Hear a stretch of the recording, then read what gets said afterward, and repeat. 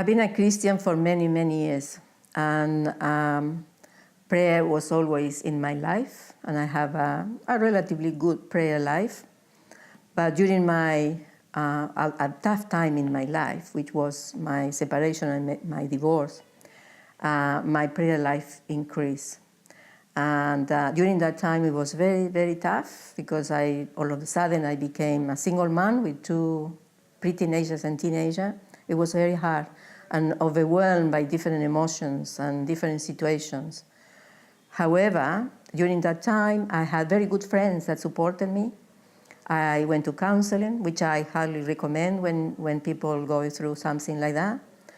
But in the middle of the night, when it was 2, 3 o'clock in the morning and I couldn't go to sleep because of the emotions, I had only one that I could rely on, and that was Jesus. And that's when I was praying and I was reading my Bible. And as I was reading, this verse actually stand up. It's in Joshua chapter 1, verse 9, where it says, "Have I not commanded you?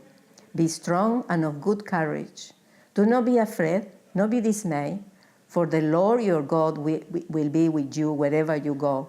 And that verse is up to today my favorite verse, because in that verse, God was saying to me, and He's saying to everyone, be strong, be courageous for you and your kids, or whatever the situation, because I'm with you.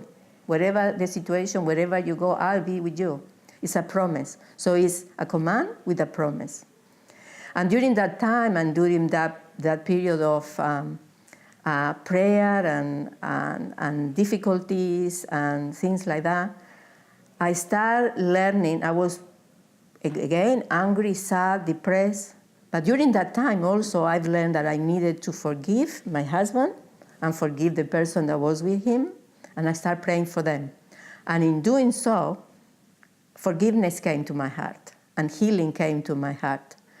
So that shows that when we pray for people that hurt us, regardless if it's consciously or not, we are healing.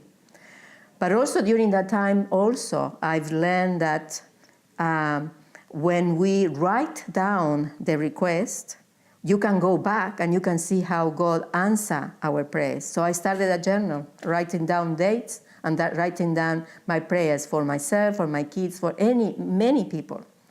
And it's so wonderful to see how God answers the prayer.